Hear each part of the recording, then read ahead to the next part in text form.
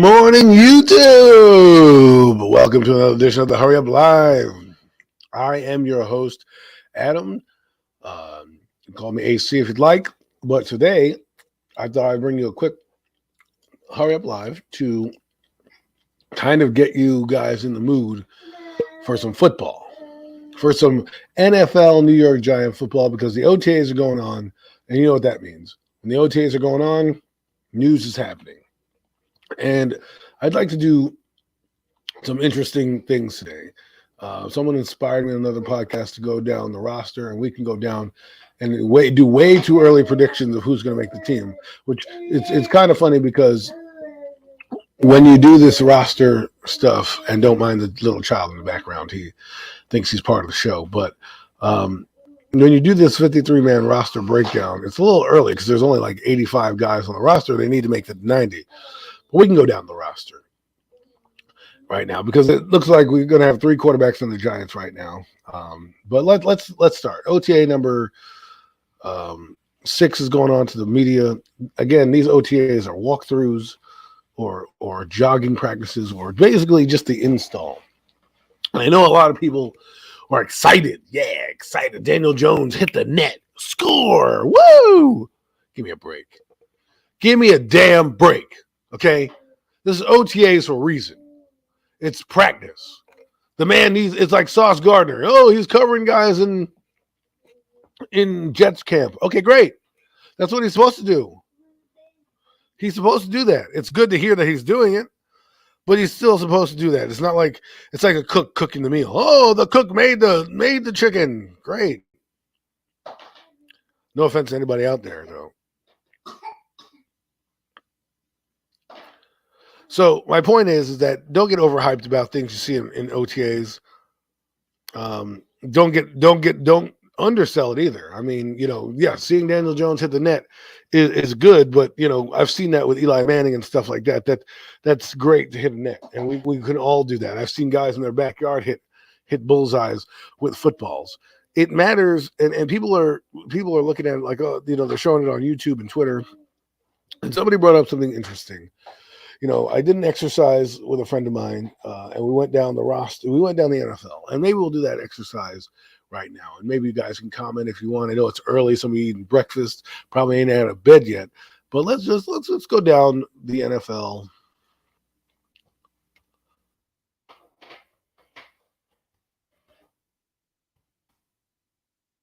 Let's go down the roster right now. The NFL QBs, all 32 of them. Okay. All 32 NFL QBs, right? Let's look at them. And there's an article right now that I'm looking at that's predicting all of them. But for this exercise, I'm only going to do this. If you're Jacksonville Jaguars, would you want Trevor Lawrence or Daniel Jones? That's the exercise we're going to play. I would say probably the Jaguars would want Trevor Lawrence. So that's one team that's out. The New York Jets with Zach Wilson or Daniel Jones. I'm assuming Jet fans are going to want, Zach Wilson over Daniel Jones. So that's two teams right now. Detroit Lions. I think Jared Goff and Daniel Jones are a bit of a wash, but for them, I don't think that they would want, I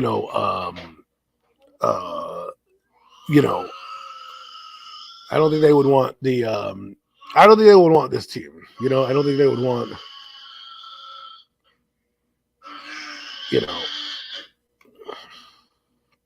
sorry.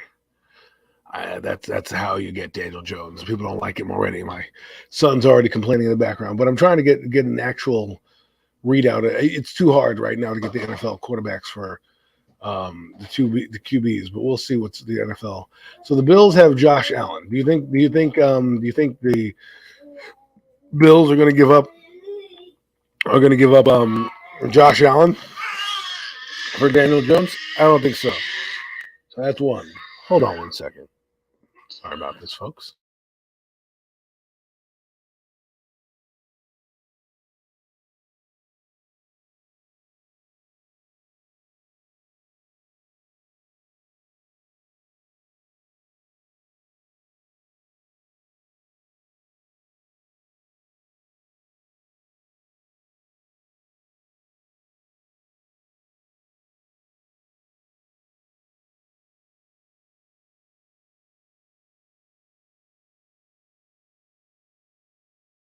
Gotta love the dead air, right? My God, what an idiot I am, right?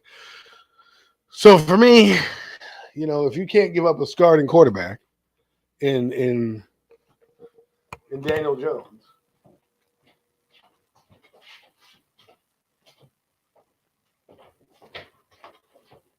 so this is what I mean. So Josh Allen, you think Daniel Jones will be on that team? No, I think they keep Josh Allen, right? So that's eliminates the Buffalo Bills. Okay, Patrick Mahomes. Do you think he's going? Do you think the Chiefs want him over Daniel Jones? I would think that too. So we're right now at 2 quarterbacks. Aaron Rodgers, that's 3 quarterbacks. Bengals, that's 4. Buccaneers, that's 5. 5 guys, 5 quarterbacks already that teams would not trade Daniel Jones for. 6, Justin Herbert with the Chargers. 7, Sean Watson with the Browns. I would Kyler Murray. That's kind of an interesting one. I think to be honest with you, after what Kyler Murray did and got them to the playoffs and where he's going as a quarterback, I think they would take Murray over Daniel Jones. So right now we're at 8 quarterbacks who we would probably want over, who teams would want over Daniel Jones. Dak Prescott, yes. Russell Wilson, yes.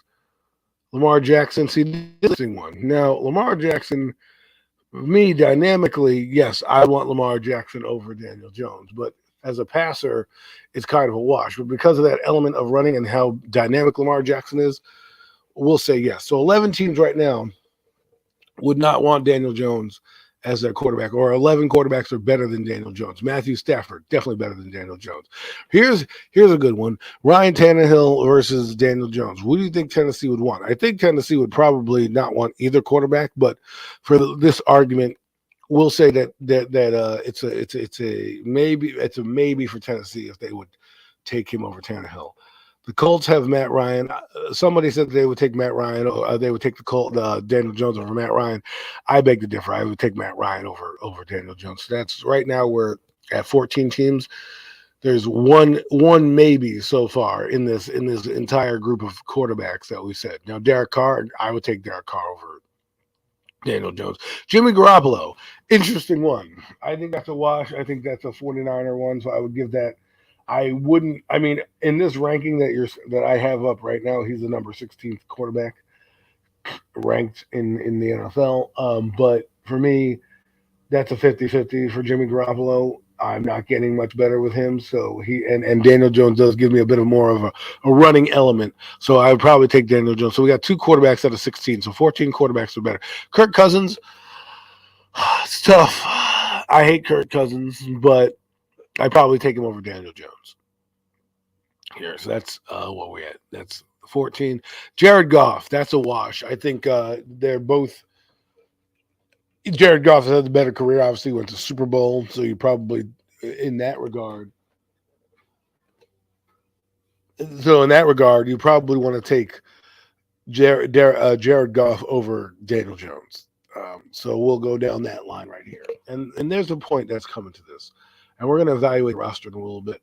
As much as we don't like the Commanders, the Redskins, whatever you want to call them, I'm going to call them the Redskins because, I'm not woke and I don't really give a damn, right?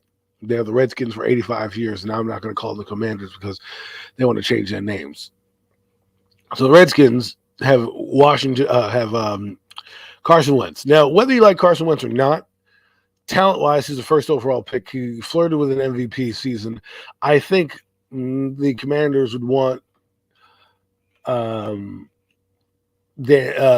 Wentz over Daniel Jones. So I'm going to put Wentz there. So right now we're at 2 quarterbacks out of 19 that we would deem better than Daniel Jones. Now Jalen Hurts is an interesting one. I don't think the Eagles want Daniel Jones, but I think right now, talent-wise, Daniel Jones is equal or on better than Daniel Jones. Equal or Daniel Jones is equal or better than Jalen Hurts. So I'll give that one to Daniel. So right now we're at 3 quarterbacks out of 32 so far. Justin Fields, the Bears. I'll give that one a wash as well. That one's a wash. I think the Bears would want to keep Justin Fields because they invested a lot of a pick in him, the 11th overall pick in the draft. So I think they would want to keep him. But I think Daniel Jones is better than him. So that makes what we're at 21. So that's 17 teams out of 21. That would be better. Tua, another quarterback. I think that Daniel Jones is better than. So right now we have 5 quarterbacks that are better than them. Trevor Lawrence, I don't think. Well, Trevor Lawrence is not. Jaguars wouldn't want Daniel Jones over Trevor Lawrence. I think Trevor Lawrence is a better quarterback than Daniel Jones. Mac Jones is also a wash. I think that with New England replacing him with Daniel Jones would be the same. So I think that's another team that would be. So now we're at like 5 teams, right? At 24. So we're at 5 teams that want Daniel Jones, that would take Daniel Jones. Drew Lock, again, I think that would be a Daniel Jones is better than that. 6 teams right there. Jameis Winston, believe it or not, I take Jameis Winston, so I think that'd be 8 teams. Right here, Daniel Jones is ranked 27th in the quarterback ranking so far. They have Mitchell Trubisky as the Steelers worse than him. I think that's another team Mitchell Trubisky would take. So I think there's about 8 or 9 teams in the NFL that would take Daniel Jones, right? I don't think the Jets would. I think they're invested in Sam and Zach Wilson. But right now, we'll put him over. We'll put him. We'll put Davis Mills. We'll put Sam Darnold and Mitchell Trubisky. So basically, I think Daniel Jones is above the back end of quarterbacks right now. Okay, above the back end of some of these quarterbacks. So I would rank him around 24 to 25 out of the 32 starting quarterbacks, maybe a little higher going forward. So if you think Daniel Jones is better than a lot of these guys, so be it. I don't think he's better than, a majority of the league. And there's guys that we can say we can ask about, but we won't know, right? We won't know about Trevor Lawrence. I mean, we hope he's good, but I think he's better right now than Daniel Jones. Mac Jones, I would give a wash. But look at this. Let's see. 1, 2, 3, 4, 5, 6, 7, 8, 9, 10, 11, 12, 13, 14, 15, 16, 17, 18, 19, 20, about 20 teams. So he's about like I said, middle of the road, 20, 24, 21, right? Because Zach Wilson, I think the Jets would have won over Daniel Jones. So there's about 21 teams. And even though I did this Yahoo ranking and Yahoo is ranked Daniel Jones 27th, I think it's a little bit higher than that. But we'll find out. We'll find out. Because if you look at it right now, Zach Wilson, I think the Jets like him. Sam Darnold probably should be flipping burgers at Burger King. Marcus Mariota, we have no idea what he's going to be, but he was the first overall pick. Davis Mills, they seem to like. He had a decent rookie year. Mitchell Trubisky is probably where Daniel Jones is going to be in terms of overall ability, right? And it's funny because Mitchell Trubisky made the playoffs a couple times with the Bears, but yet gets thrown to the Wolves.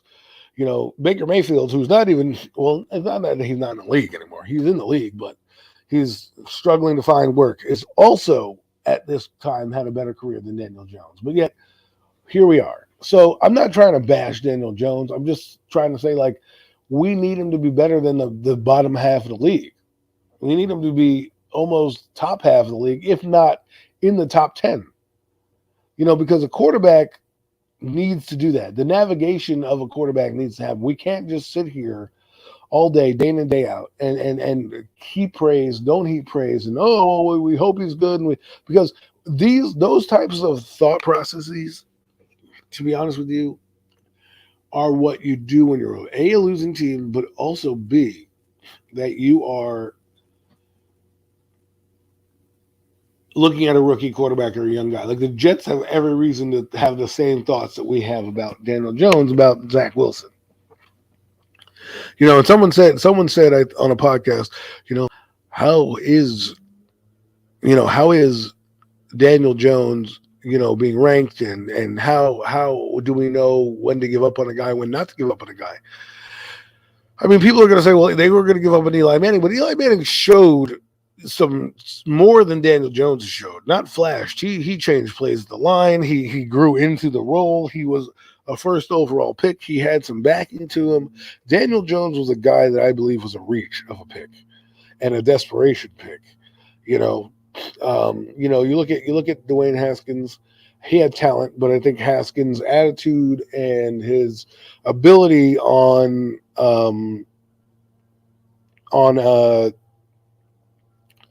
the pro day is what killed him.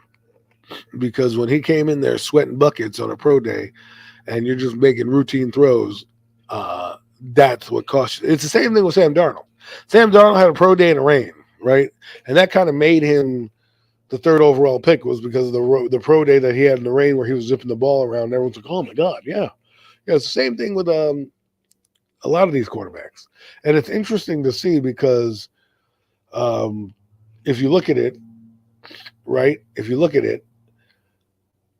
you would think that more teams would be, not into pro day. But you look at Malik Willis, right? I look at him. And that guy shouldn't have been picked in the third round. He had talent. He had more talent than a lot of guys think.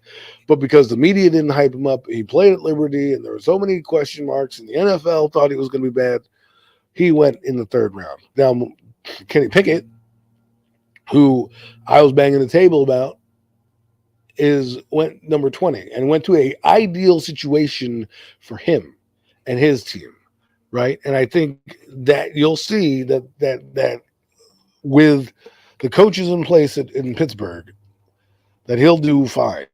And I do believe he's going to take over the starting role from Mitchell Trubisky, who, by the way, got blindsided by the Pittsburgh Steelers because they told him that they weren't picking a quarterback, or they didn't tell him about picking a quarterback, and they ended up picking a quarterback. So maybe he feels bad now because maybe he didn't go to the Giants because he thought he wasn't going to start. And so he went to Pittsburgh thinking, hey, I've got the inside track because I'm better than both, Mason Rudolph and at the time, Dwayne Haskins. I mean, obviously, the tragedy that happened with Dwayne Haskins, but he basically better than the quarterbacks out there. And then all of a sudden they draft a quarterback in the first round, which technically means that he's going to be, if they drafted, Matt Corral in the third round, I would say Mitchell Trubisky has a fighter's chance. The fact that they drafted Kenny Pickett in the first round, I don't see Mitchell Trubisky starting more than 8 games this year, regardless of the Pittsburgh record, because they're going to want to get this kid in. They're going to want to get him out there. They're going to want to. They invested a first round pick in him. I mean, technically it's number 20, so you can do that. And the patience thing is going to wear thin, especially since you have Mitchell Trubisky, and once he throws an interception, they're going to be like, "Yep, get him out of here," right? And so for me, like, the Giants brought in Tyrod Taylor. And this leads me to the roster building. So let's go into it for a little bit. The Giants have Tyrod Taylor, Davis Webb, and Daniel Jones. Now, Daniel Jones going in as the incumbent starter. And the reason why I think the Giants are going to look at a quarterback next year is they only have one guy on the roster so far. And that is 2 guys on the roster, one guy on the roster for next year. And that's Tyrod Taylor. Now, Tyrod Taylor is getting about $2 million this year. And he's about going to get about $10 million next year, right? So then you want Daniel Jones, if he has a good season, because he need to have a great season, not a good season, okay? They don't just be giving you money for good seasons. I mean, if that was the case, why is Jared Goff not paid? Why is Jimmy Garoppolo not paid? Okay, they just don't do it. Mitchell Trubisky hadn't played in a year, and he got $14 million. No, that's not starter money, but it is a decent amount of change, especially if you look at Andy Dalton. Andy Dalton got about $10 million from the Bears last year. Okay, so when I look at quarterbacks and I look at money is a big thing. And the Giants are going to have, apparently there's a rumor that's going on there. Again, this is rumor, not hearsay, not perfect, not projection. It's hearsay that the Giants are going to have about $80 million in cap space. Well, if you're going to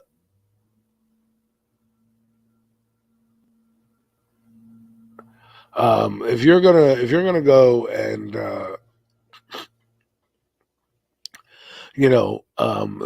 spend that much money on a quarterback, right? $30 million would be the franchise tag. So you're going to eat up $30 million of your cap of that $50 million. Now I know you can get more back with cutting Galladay and cutting Leonard Williams, but again, sometimes you want to keep good players around, and I think Leonard Williams gets a bad rap around here because he's a solid defensive tackle, defensive lineman, a guy that you shouldn't be getting rid of, especially in his prime years. Um, and I do believe he's a great disruptor, and I think having Kayvon Thibodeau and Azeez Ojulari around and putting Dexter Lawrence at the nose will enhance Leonard Williams' value and his sack total. Now, the one thing I want to say, and this is what gets on my damn nerves, is the schedule being soft. That is the dumbest thing I've ever heard in my life. Okay? It's just dumb. Oh, well, it's going to be soft. Great. So now we get fool's gold. So a team that's not fully ready to compete yet, doesn't have all the pieces in place that it needs, or doesn't even know if it has the pieces in places that it needs, right? Because right now the quarterback is unknown.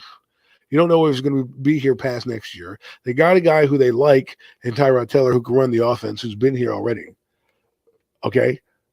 And now you want to tell me that you're going to invest $30 million in a guy who has an average quarterback.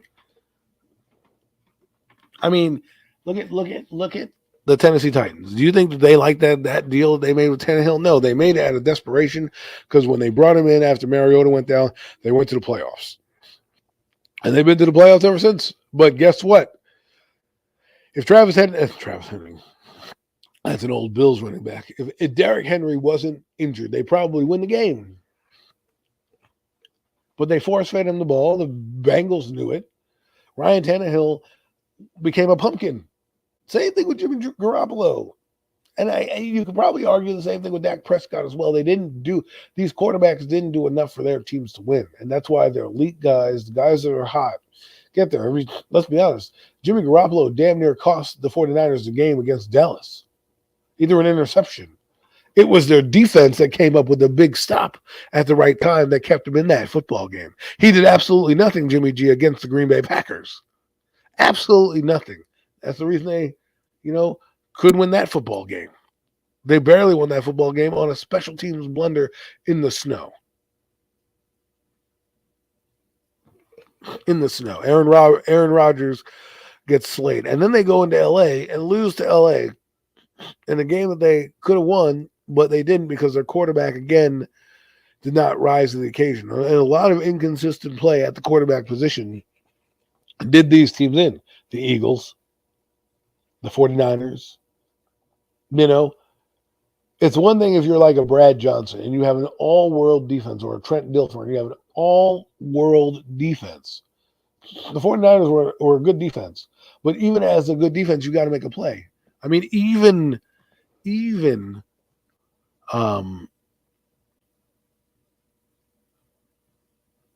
wow, Wink Martindale wants to be a head coach.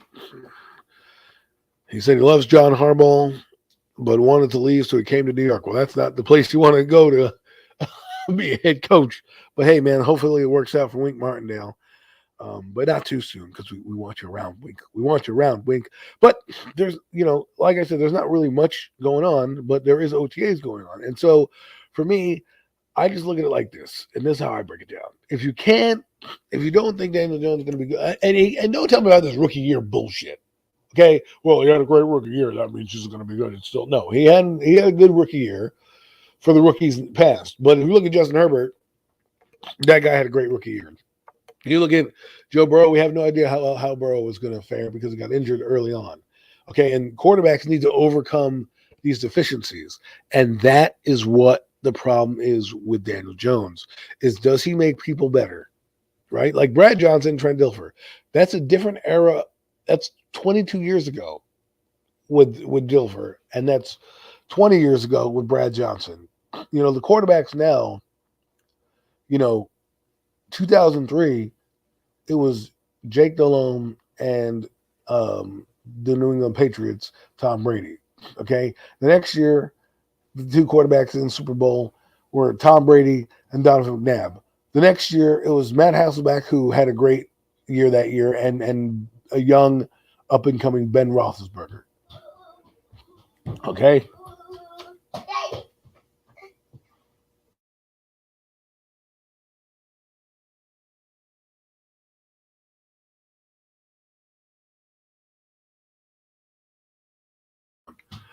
So, in 2006, you had Peyton Manning and Rex Grossman. You saw who ended up winning that game, right? 2007, you had Tom Brady and Eli Manning. I mean, you had elite. Whether you like Eli Manning or not, you still had decent quarterbacks in the Super Bowl, right? Then 2008, I do believe it was Pittsburgh and Arizona. Okay, so Pittsburgh and Arizona go to the Super Bowl. You had Kurt Warner um, and Ben Roethlisberger, right? You had 2009. You had Drew Brees and Peyton Manning in the Super Bowl. 2010, you had Ben Roethlisberger and Aaron Rodgers in the Super Bowl. Need I say anything more? I mean, let's keep going down the line if you guys don't believe me. 2011, you had Eli Manning and Tom Brady. Eli Manning is in top 10 in passing, whether you like him or not. You know, so 2012. This is one where it gets interesting because this is the only Super Bowl in the last 10 years that hasn't had an elite starting quarterback. They had Joe Flacco, who's an average guy. I mean, he was drafted number one, but if that's an interesting guy because he had a big cannon for an arm and he did produce what he needed to produce in his prime and won a Super Bowl for the Ravens. And then they had Colin Kaepernick next. 2013 was, Russell Wilson and the Denver Broncos. Russell Wilson and the Seattle Seahawks against the Denver Broncos and Peyton Manning. Again, solid quarterbacks both playing right now, right? I've mentioned the Super Bowls from 2003 on, and there's been like Jake Delhomme was the only guy from 2003. Everybody else has been pretty solid up until Colin Kaepernick, right? Up until Colin Kaepernick. Cookies. So Colin Kaepernick, or 2013, sorry, 2013, like I said, was Peyton and Wilson. And then you had 2014, which this one's going to elude me, which was, I do believe, the Patriots and the Seahawks.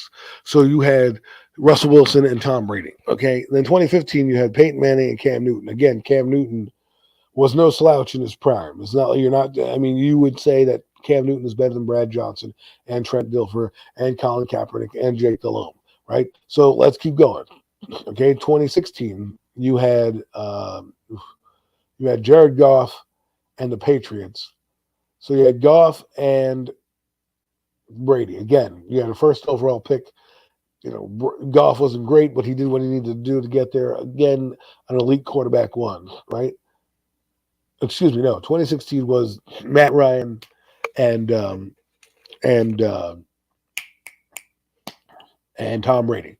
So that was good matchup there. 2017, you had Nick Foles, another booty quarterback. Probably won't see that happen again. So right now, in the last 10 years, if you want to go back as far as 20 years, there's been like 5 quarterbacks who have been not great guys or great players. You know what I'm saying?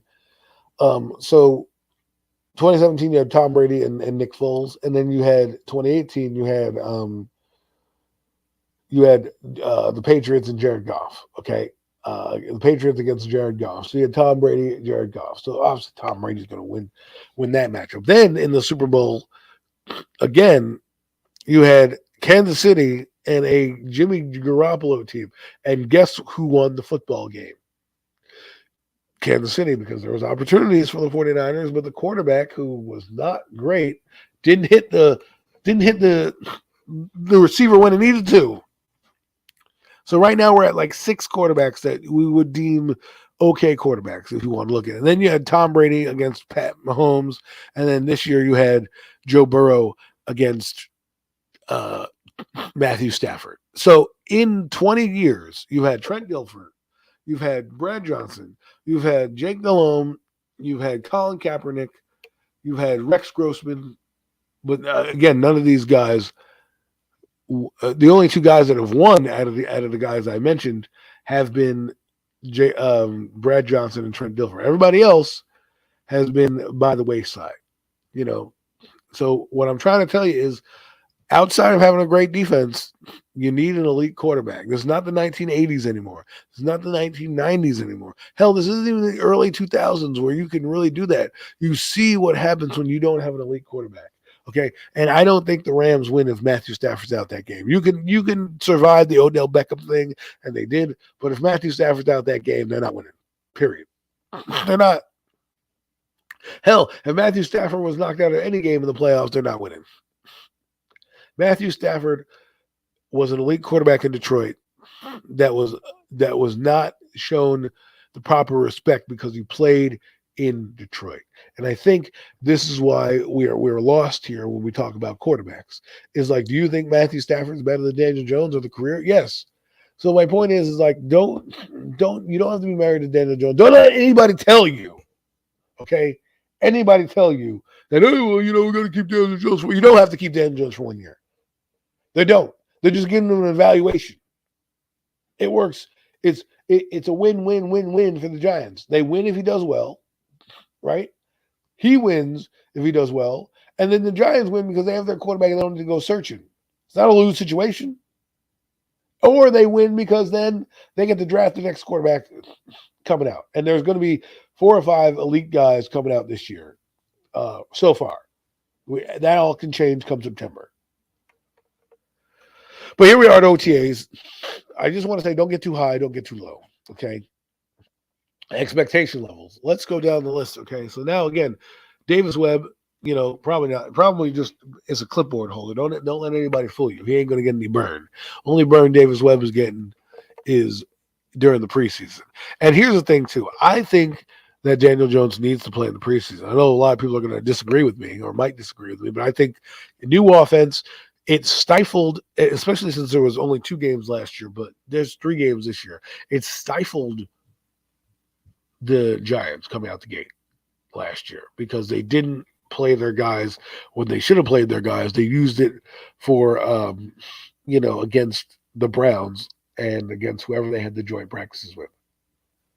And for me, I need him in the game, increase it. I think repetition is key here. You don't want to play the 3rd game, fine, but he needs at least to play, at least 2 quarters in the 2nd game against the Jets or whatever. Don't treat these games like they're booty, especially since you have a new offense. So Daniel Jones, Tyrod Taylor, we all know who's making the team there. The running back situation is also interesting because if you look at it, you have Saquon Barkley and Matt Breida, right? Both of them are only signed until next year.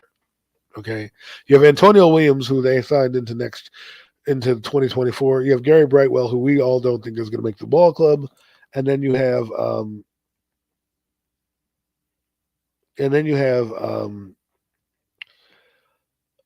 Sandro Platzgummer. He ain't going to make the damn squad. He ain't on that that exempt list anymore. You know how they have that exempt list for international players? He ain't on that no more. So he ain't going to make the team. Let's be real. Let's be 100. He ain't making the ball club. Okay? He's not. Matt Breida, he's interesting because he's a home run threat. And I think the Giants are going to utilize their backfield with, if you look at their backs, there's only one real power back here. I mean, Joshua Corbin, who they say is 6 foot, 221. I don't know if that's true, but if he is, that's their power back. He's got a little speed. I think he would be an ideal fit here. I think Antonio Williams will be a banger as well. I think you're going to see Saquon Barkley have a great year, but I don't think he's going to have a great year rushing. I think he's going to have an average year rushing. I think about 1,100 yards, and about 6 or 7 touchdowns. But I think he's going to have about 600 or 700 yards receiving and about 3 or 4 touchdowns that way. I think they're going to utilize him on wheel routes, really get him involved. And think about it like this, right? You look at the Bills' offense, they had a ton of playmakers. But the one playmaker that they had was the quarterback. Now, Josh Allen had the autonomy to change the play, go to different players. Like, there was never a dull moment on that team. Everyone was getting the ball. Now, they had a running back by committee up there, and they didn't have stars in every position. And when you don't have stars in every position, You need somebody to be your quarterback to elevate everybody else. And that's what Josh Allen did.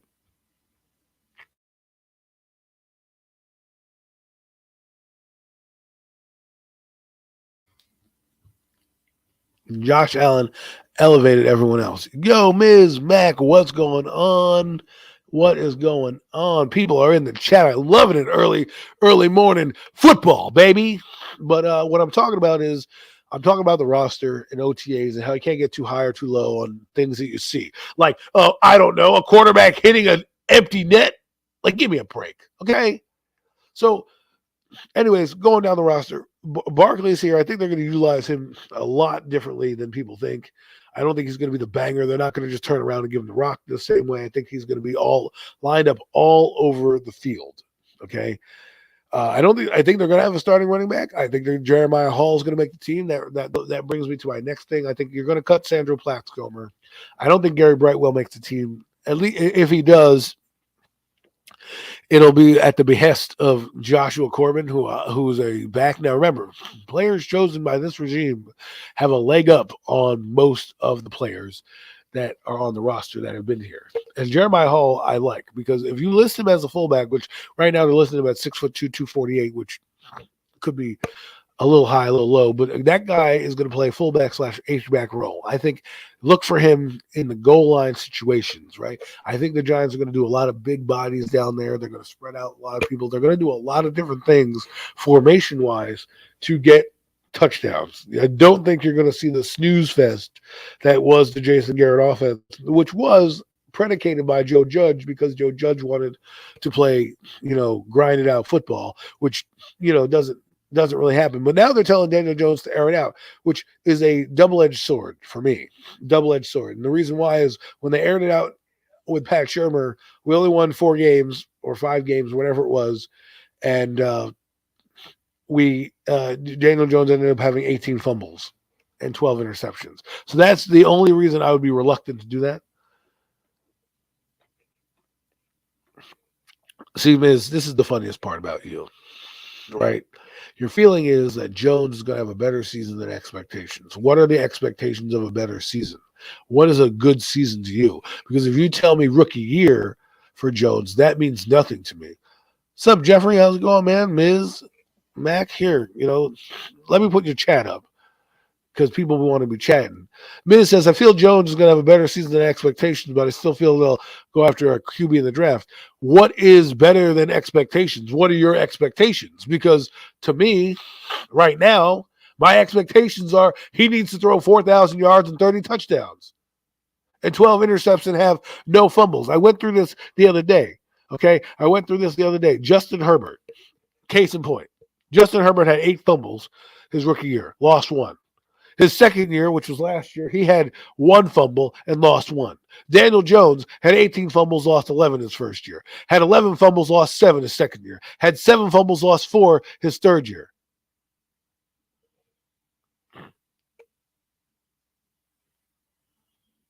I'm not a fantasy guy. That has nothing to do with fantasy, bro. Producing numbers has nothing to do with fantasy. Okay? I'm not asking for fantasy numbers. I'm asking for what is a realistic quarterback expectation. 3,500 yards is not good. Okay, 3,500 yards not good, especially in an offense where you can produce 4,000. So if anyone wants 24 touchdowns and 12 interceptions, it's good. I don't want that. You know why? Because the great quarterbacks aren't throwing for that.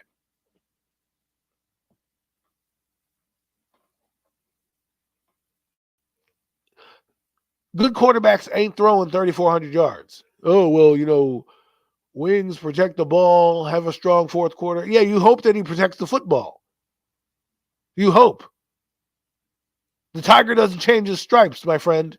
Okay? 3 seasons he hasn't held on to. He has the most fumbles in the NFL. And I'm not trying to bash Daniel Jones here. I'm trying to set expectations. You saying I'm not a fantasy guy doesn't tell me what the fantasy is. It just tells me that you want him to win games. Okay. Jimmy Garoppolo won games. There you go, Jeff. That's a number I can get behind. 32 touchdowns, 14 interceptions, over 4,000 yards, or what Daniel Jones needs to do. You can't be pedestrian. Stay healthy, throw for over 4,000 yards and 30 touchdowns, and win us some fucking football games. I don't want to hear about, he threw for 3,500 yards and 24 touchdowns. The guy last year had less sacks in a year that we had a bad offensive line. Okay? Less sacks. The numbers don't lie. The numbers don't lie. I read the numbers last week. If you want me to, I can bring it up now. Daniel Jones got sacked 45 times in 2020. He got sacked 22 times in 2021. What do you mean stop with the numbers? Why stop with the numbers? Why? Why is that? Is that not good enough for you? What, you want a pedestrian 3,100 yards and 24 touchdowns and mediocrity? I mean, hey, man, I'm just looking at production. This had nothing to do with fantasy. I'm not saying fantasy guys like that. I'm talking about what I expect out of Eli Manning. Is top 10 in quarterback rating. You want me to read Eli Manning's passer stats for you? Let me bring them out for you. Since apparently stats don't matter, okay? Let's see. Let's go down the line. Eli Manning stats. Let's go down the stat line. Let's go. Stats aren't everything, but they do make it an elite quarterback, okay? Eli Manning, let's see how many touchdowns Eli Manning threw for all his career. What the heck is this? Okay, I will give you Eli Manning's numbers. I don't have them off the top of my head because it's 14 seasons. But if you want to go with career numbers, let's do it. Let's do it. So Eli Manning's first year at 1,000 yards, he only played 7 games. His second year in the league, he had 3,700 yards and 24 touchdowns in a predominantly run-heavy offense. They went 11-5. His 8-8 season, he went 3,200 yards and had 24 touchdowns and 18 interceptions. Still a mediocre year. 3,300 yards in 2007. And he had 23 touchdowns and 20 intercepts. Okay? Eli Manning was pedestrian for his first 5 years. Yet he threw over 20 touchdowns every single season. In 2009, he had 4,000 yards. 2010, he had 4,000 yards. His season of 2011, he had damn near 5,000 yards, broke every damn record in the record books that season. He had a long of 99 yards, okay? And we're talking about an era where Eli Manning's offense was built to play action.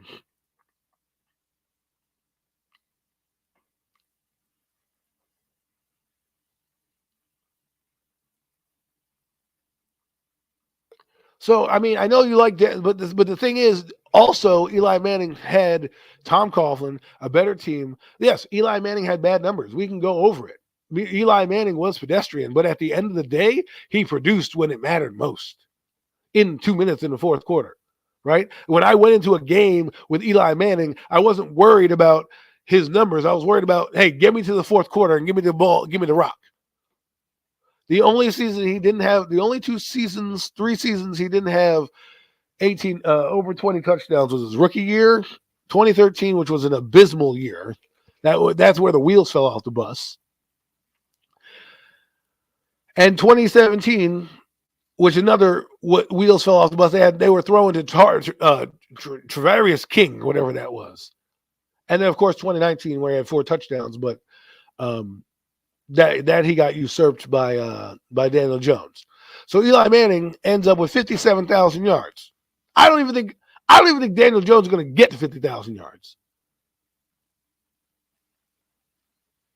That's what Eli did. Pressure situations, he won the games for you.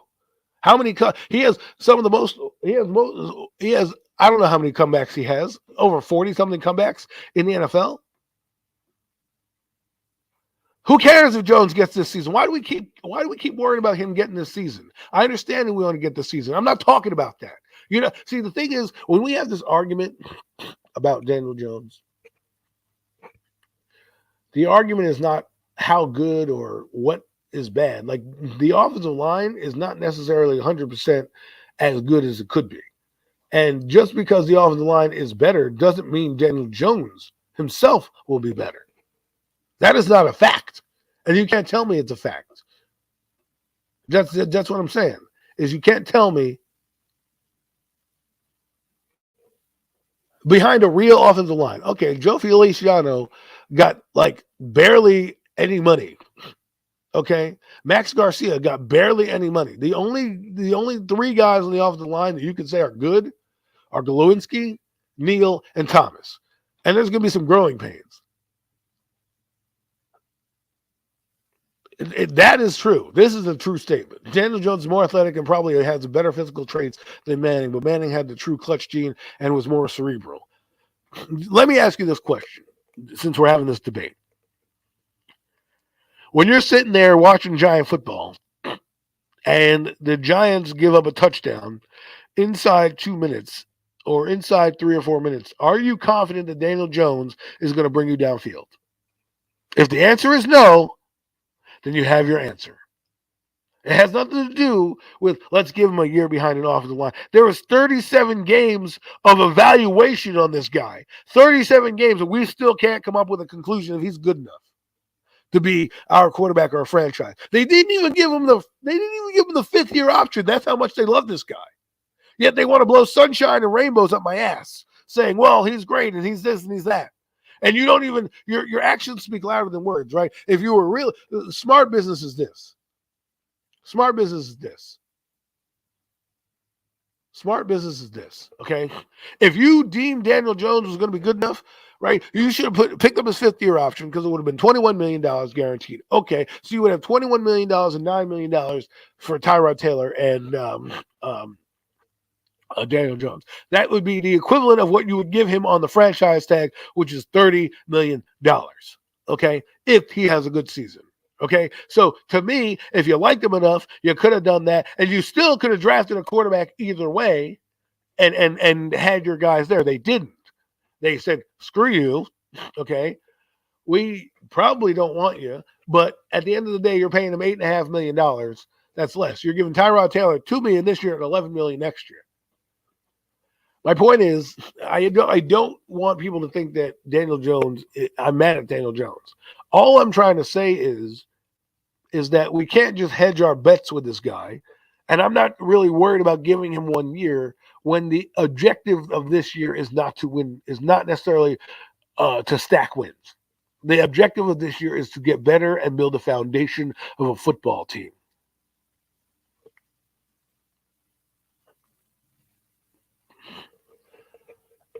You make the decision you keep Barkley because Barkley, you can easily trade out. I mean, people can easily say, oh, well, you can trade out Jones, but Jones is going to cost you $30 million. Barkley ain't going to cost $30 million. That's a fact. And if you're going to, let's play this hypothetical that you're playing, Jeff. Let's play it. Let's hypothetically say Jones has, 4,000 yards. And mind you, the Eli Manning thing, his offense was built for play action and run. It was a predominantly run-heavy offense. When he needed to throw the football and they opened it up, look what he did. Oh, well, he had an offensive line. Yeah, okay, I get it. He still threw 27 touchdowns in 2015. Okay, in 2015, he still threw. 2015, he had 35 touchdowns, and they went 6-10. And he went for 4,400 yards. Okay. In 2014, he had 4,400 yards and 30 touchdowns. In 2016, he had 4,000 yards and 26 touchdowns. My point is, and they went 11-5. My point is that in the 2 seasons with McAdoo, under McAdoo, he had some of his best years. And that was a wide open spread offense that they had. He threw for over 35 touchdowns and 4,400 yards. In 2015, and he had one of the worst offensive lines I've ever seen in that year. In 2014, they had a booty-ass offensive line as well. 2015, they had Eric Flowers guarding him. Yuck!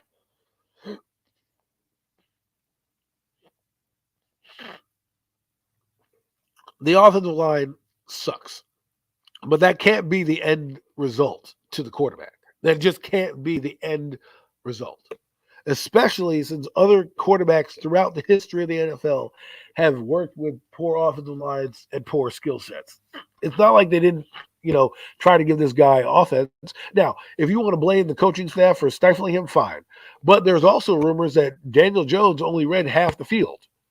And if Brian Daboll continues that trend, we're going to see the same kind of offense that we saw, regardless of what anyone says. Let me ask you this question. When's the last time Jones changed the play at the line of scrimmage?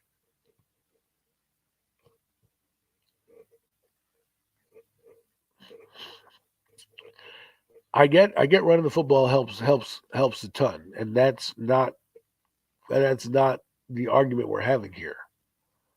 I think people aren't understanding that you can help a lot of people. It's the situations where the quarterback needs to be the focal point of your offense. If it's 3rd and 11 and the box is stacked, or 3rd and 8 and 3rd and 9, and you need to pass the football, okay, are you going to trust the guy back there to make those throws when there's pressure bearing down on him? Because guess what, people? There's going to be pressure bearing down on this quarterback. There are.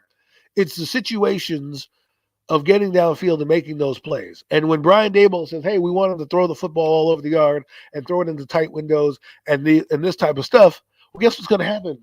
Interceptions, turnovers are going to happen. It's when those turnovers occur. It's will Daniel Jones' clock get sped up?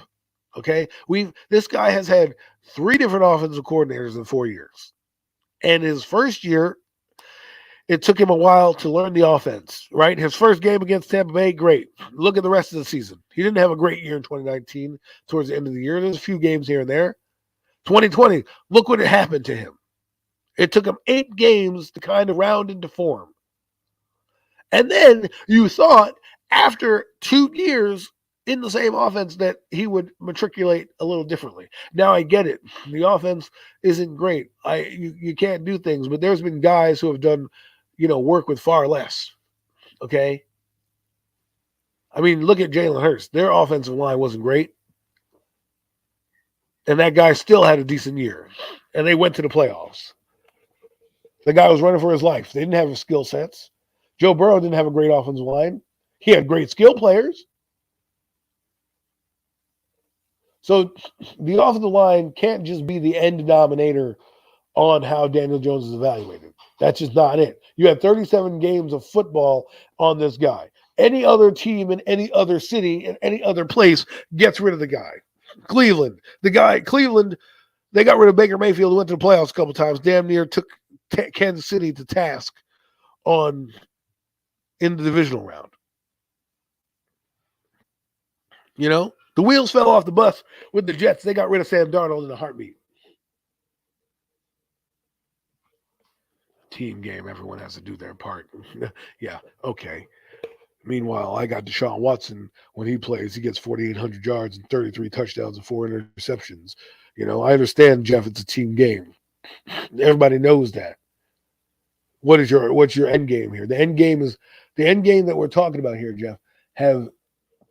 If someone messes up on the field or play calling, then it can screw the whole thing up. I understand that, Jeff. I understand that. Well, you're not understand. This is the argument that we run into. And this is what hurts my head when I talk about football with people and about Daniel Jones. Scheme is everything. It is. But execution and ability is everything else as well. Okay? It's not like Bill Belichick had, a crazy offensive scheme. He went to the playoffs with a rookie quarterback last year. The defense last year for the Giants wasn't a bad defense. Okay? Drop footballs, tip passes, fumbles are what cost the Giants games.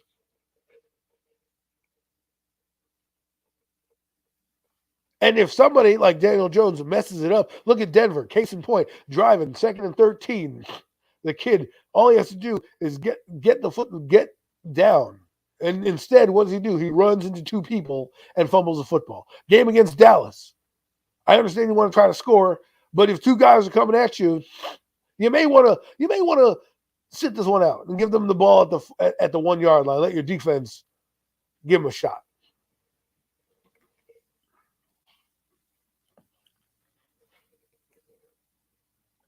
He's not the main problem, Jeff. I understand he's not the main problem. He is an issue.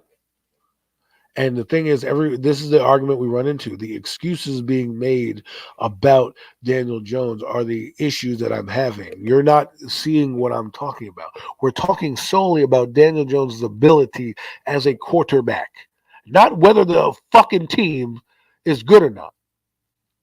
Because we've seen that even if you had a bad team, i.e. Deshaun Watson, you still can put up fucking numbers.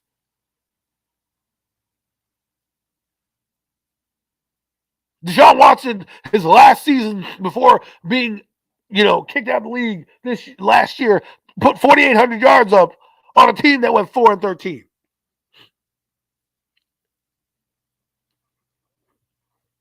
$4,800 yards. It's not his fault his defense sucks. But at the end of the day, he still put up numbers. And that's what I'm talking about. Producing. You know what? The Texans knew they had, if it wasn't for these allegations, they would have probably kept Deshaun Watson. He wasn't the issue. When you have the biggest position on your football team as still a question mark, that's an issue. Oh, well, let's give him another chance. Why? Because the quarterbacks this year weren't good? I'd rather take my chances with Tyrod Taylor, get a high draft pick next year, and roll the dice, and let Daniel Jones resurface somewhere else. I mean, you're telling me Baker Mayfield, who has had a better career than Daniel Jones, can't get a job? Give me a break. Just give me a break. The reason why we have the rookie draft scale now is so that we aren't married to these guys if they stink. And people told me last year about Sam Darnold. He wasn't the problem. It was the offensive line and the offense. I said, well, he's part of the issue. And guess what? He went to Carolina, different situation, same issues with Sam Darnold.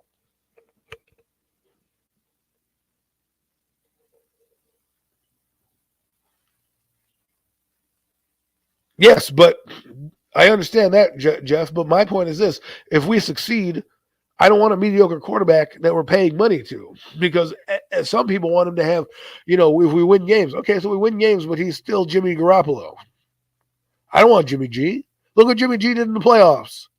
Look at Ryan Tannehill did in the playoffs. These aren't good quarterbacks. They're good enough. They're good for right now. We need a long-term guy. You think the LA Rams? Why do you think the LA Rams got rid of Jared Goff? Jared Goff is basically the same guy as Daniel Jones, a quarterback that's probably not the greatest, probably a game manager, and you could do better. What did they do? They upgraded. They didn't just say, oh, you know what? We went to the Super Bowl. We did this. No, they upgraded. And just like I said early on, this is not the mid-90s anymore. This is not the early 2000s anymore, where you can have a guy like Trent Dilfer, Brad Johnson, win you games with an astounding defense. Maybe he has a good year, but they don't believe he's the answer. Then he's gone. They'll let him go or trade him. They're not going to trade him if he's on a 1-year deal and just let him walk. This is what I'm talking about. And I didn't even want to go down this Daniel Jones rabbit hole. I just wanted to talk about Giants and the roster building and things like that. But since we're down this rabbit hole, and I've got a few more minutes left on the show before I have to get back to what I was doing, is that I don't care about the offensive line excuse. I don't care about the excuse of the skills players. What I care about is the abilities that Daniel Jones has had. The mental processing still isn't there. The decision-making still isn't there. Sure, he has attributes. Someone even said, oh, by the way, he works hard. That's great. I work hard too. Doesn't make me an elite person if that hard work doesn't translate on the field. Well, I know everyone's like, well, Daniel Jones. I understand that. The conversation I'm having has nothing to do with the offensive line, because we're beating a dead horse on that. Okay, that's been addressed. And everyone who thinks it's fixed, it's not fixed yet. We haven't seen him play a game We haven't seen them do anything. There hasn't been any injuries. We have no idea. And we also have Evan Neal's not just going to come out there and be gangbusters right now. He might struggle a little bit. And these are the growing pains we're going to need to overcome. The Giants need to be 3-5, 4-4 after 8. 3-5 at worst. And the quarterback has to be a playmaker, not a person on the ship. He needs to be the captain of the ship, not the first mate. And right now, he's the first mate. Right now, he's not even the best player on our team. The best player on our team is Saquon Barkley.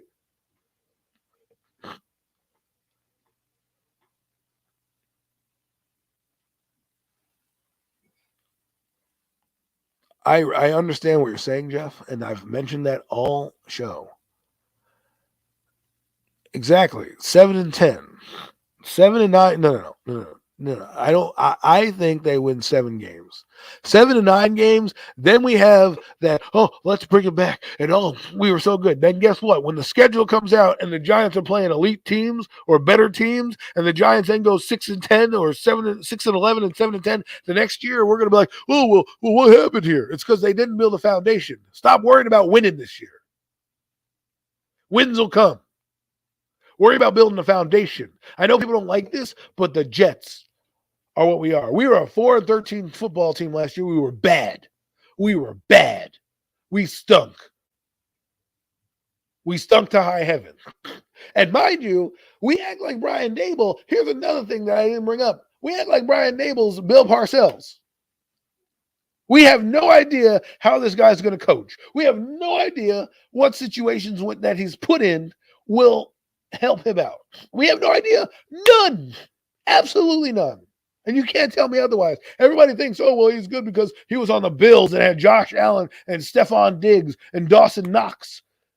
Okay, and Cole Beasley and all those good players they had on the offense, which took them years to build, by the way. Brian Daboll ain't no guy. They are a little further along in their rebuild. However, they're in a better division, so it won't show up the same way as it will in the Giants. So, but my point is, we have no idea. We have no idea how Brian Daboll is going to coach. We all felt excited about Pat Shurmur. We felt even more excited about Joe Judge, and now we're excited because Joe Shane are getting it right. We were 4-13 people. It wasn't like we were 7-9 or 8-8. We were 4-13, barely 4-13, mind you. We are a defensive interception and a dropped football from being 2-15. It's a guessing game at this point. It ain't no guessing game at this point. Everybody's optimistic about this team. We haven't seen Brian Daboll do a damn thing head coaching wise, except go through a draft. We saw the same thing happen with Joe Judge. We have no idea what the fuck's going to happen. And we're going to end up in the same boat that we did with Joe Judge, where we went 6-10 and we were flirting with the playoffs. And everyone's like, 11-6. You know how hard it is to win 8 games in the NFL? You know how hard it is to flip that script? I know the Bengals did it, but that's an anomaly. But also part of the NFL. They want you to be mediocre. They want the NFL product to be mediocre. So you don't have dynasties like they did in the early 80s and 90s where teams can come out of nowhere with lightning in a bottle. But you know what the difference between the Bengals are? They had their quarterback. He played above the X's and O's. He made that team great. And don't act like we don't have skill players.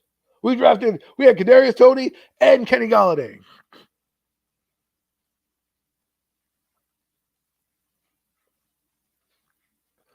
I don't give a damn if the schedule makes you optimistic.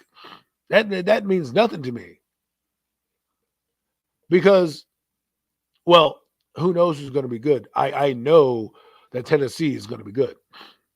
You want to say who you think is going to win games? That's a different story than who I know is going to be good. You can't tell me Kansas City, Pittsburgh, the Ravens, Tennessee. Those teams are all going to be fighting. The Colts, you don't think they're going to be good? Come on. This team won 1 game in the division. 1. And now we want to have delusions of grandeur because we have an easy schedule. You don't think the Houston Texans are circling the Giants as a win on their schedule too? You don't think the Jacksonville Jaguars are looking at the Giants and saying, hey, we can beat that team?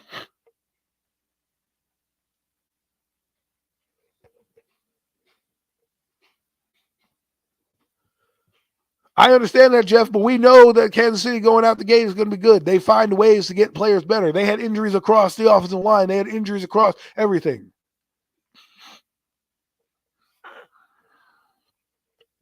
I'm not saying you. I'm just telling you. You're the one commenting. I'm commenting on your comment. And these are the things that annoy me. It's like we went into last season last year, and I remember having this conversation. We went over the schedule. And I said to people, well, watch out about that Denver defense. Everyone's like, oh, no, don't worry about Denver. We're going to beat Denver. I said, don't worry about it. I mean, we're not, Washington's a different team this year. Oh, no, we beat Washington 2 in a row. We're going to beat them this year. This team won one game in the division, and we're saying that they're going to win 8 or 9 games. You don't think those teams are looking at the Giants saying we can beat them? This is the thing. The NFL improves. The entire NFL is improved. The whole AFC is improved.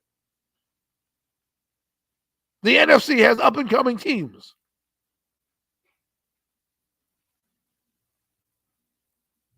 We played Detroit in the middle of the year. You think Detroit's going to lie down in the middle of the year? No. December, maybe. Houston's not going to lie down for us. It's not going to be a cakewalk win.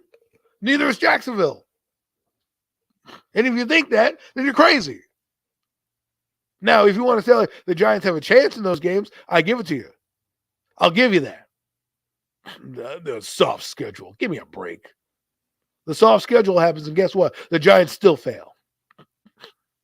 Because the Giants, who you want to talk about injuries, have been one of the worst injured teams in the history of football the last 3 or 4 years. Been decimated. Other teams have injuries as well, but they overcome those injuries. We don't. We get Sterling Shepard come in for one game and then leave. We got Kadarius Toney, can't even get cleats that fit him. Darius Slayton is on a milk box somewhere. 1-800, have you seen me? People want to talk about. The best player on offense is the running back.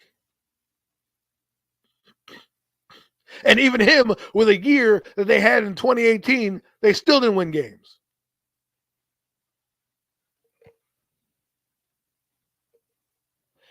Bingo, Jeff. And that's why the team is going to lose. Because when somebody comes in there, when a good quarterback comes, when you're playing Aaron Rodgers and you have a banged up Aaron Robinson and a Rodarius Williams, you don't think he can manipulate that kid? Come on. It's more than just that. And I'm not saying you need Hall of Famers inside your roster, but when your backups are Davis Webb or Matt Breida, that doesn't strike fear to defenses. Kenny Golladay can barely get any separation. Will they use him properly? How is Brian Dable going to coach? Will Daniel Jones step up to the pressure?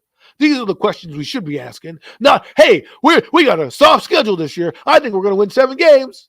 8 games, 11-6. When the other teams in the NFL are doing the same thing. The goal is not to beat Jacksonville. I care less about them. The goal is to beat the LA Rams.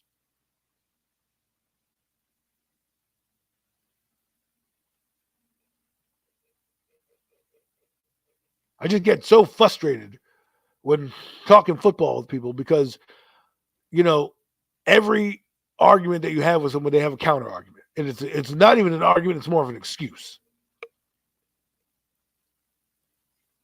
It's not, well, Daniel Jones has this problem, so I hope he gets better. It's, well, he had a bad offensive line. Now he has a good offensive line. He's going to be good. Like, no, that doesn't mean he's going to be good.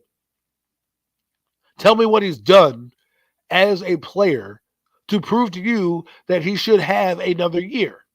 In 37 games, what has he done? 37 football games.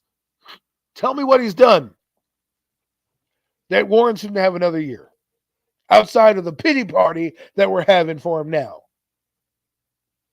And if you got to ask yourself this question, if it wasn't John Mara and it was a different owner, would he be here? If he's in Arizona, is he still playing? If he's in Kansas City and he's doing what he's doing, is he still playing? Just because you have a guy there and he's an incumbent doesn't mean he has to be the starter. Daniel Jones has done nothing. He's shown a few flashes here and there, but so has Gardner Minshew. No one's banging at that kid's door. So is Nick Foles. Guys out the league. Case Keenum. Do you want me to go down the list?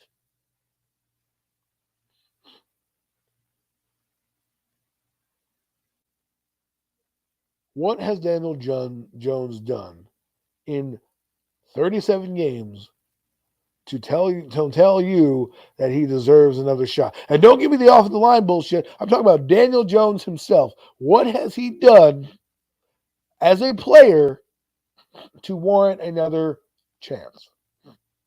Give me a valid answer. And don't come back with the damn offensive line. Don't give me that bullshit. Because that's bullshit.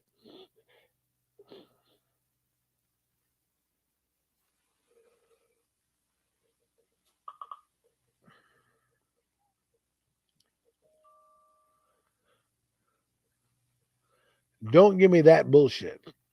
I don't want to hear it.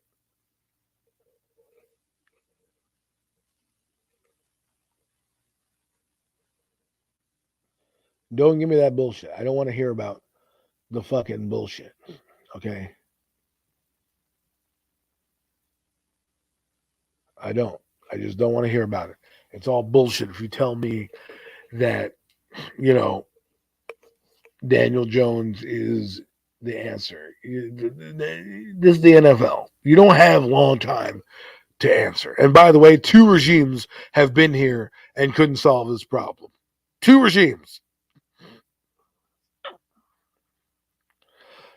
2 regimes and the same problem still persists.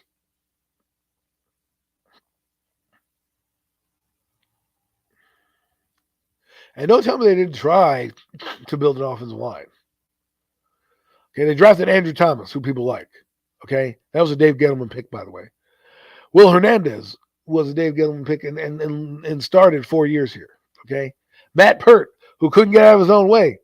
Shane Lemieux, who's still here, probably fighting for a job. Those are 4 guys I just named right now. It's not my fault they didn't pan out. It's not Gettleman's fault they didn't pan out. But don't act like they didn't try to build the offensive line. Now people want to get excited by a North Carolina guard who has limitations.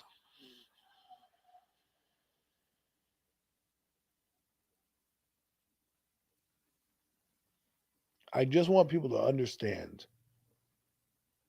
that you can be happy and excited and optimistic all you want.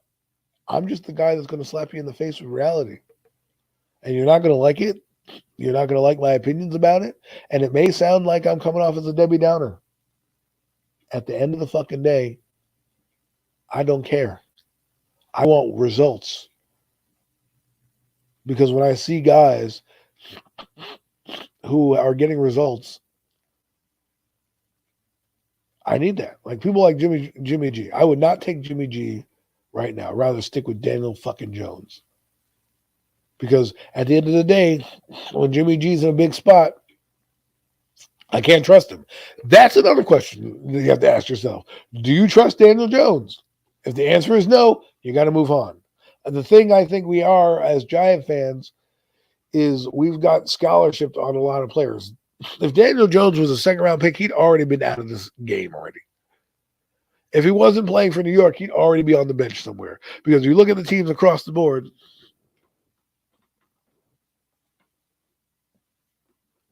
thank you, Jeff. Well, you kind of helped. You kind of helped the show along. You kind of lit the match. Sometimes you need that. So did Miz. Because when you give me, well, he has to have a good year. What's a good year? And you're like wins. That doesn't tell me anything because we're trying to evaluate him. We're not just trying to get wins. here because this year is not about wins. I mean, this is how much of a loser franchise we are right now. We're happy if they go 7-10. That's a losing record. And we're like, yay, woo, that's better than last year. I will say it now and I'll say it again. I want to see progress. This team is going to struggle at times. It's just a fact. Ryan Daboll's offense looks good now and will look good maybe in the preseason. But come the regular season when the bullets are really flying and a decision needs to be made, will his players step up?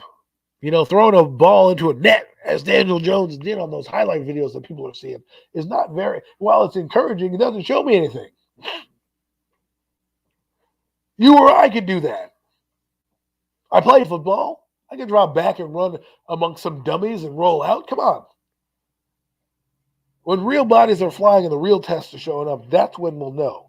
And 37 games, someone once told me, and I don't normally live by this, but I kind of stand by this. He goes to me, we're going out one day, and he asked me, hey, where do you want to go? And I said, I don't know, I can go here or go here, you know. And he basically was telling me that my indecision, he gave me two options, and my indecision was my decision. I really probably didn't want to go out. And my point is, the indecision of Daniel Jones is your decision. You really don't have a decision on him either way. That means your decision is made. You don't really have a decision. You don't really think that he's your guy, and that's your decision. And stick by it. Don't sugarcoat it like they're doing right now to be nice because they don't want to hurt Daniel Jones' feelings. Don't give me that he does a good job in the press conference. You ought to know that. Don't give me that he can throw a deep ball and he's got a beautiful spiral. We know that. Tell me what you're doing to help him. Because Jim Fossil did something to Kerry Collins that John Madden explained. Kerry Collins used to hold the ball low, caused a lot of fumbles. Jim Fossil made him bring the ball up to his chest, less fumbles. Showed Kerry Collins the quarterback that he was. But Kerry Collins already had production and was already a decent quarterback. He just needed to clean up the mechanics. We don't know if Daniel Jones is good because it's not like Daniel Jones is good and then he's fumbling. No, he had a decent rookie year. Let's put it to you that way. If we went by the numbers, you would probably see that he didn't even have that great of a year. And I can't have him feast on bottom-dwelling teams, okay? They beat Carolina. Carolina's not a good team. They beat a Raiders team by a touchdown on Derek Carr because Derek Carr was pressing. They were coming after that situation. Don't think they would beat them. Don't think they would have beat them again if they had to face the Raiders again. The Eagles, they obviously didn't beat the Eagles handily, and they won one game against the Eagles, and Daniel Jones was jumped because he didn't slide. Those are the mental things that he did. And that was in his bio report. I read that weeks ago. His bio report. He has a tendency to have bravado as a runner.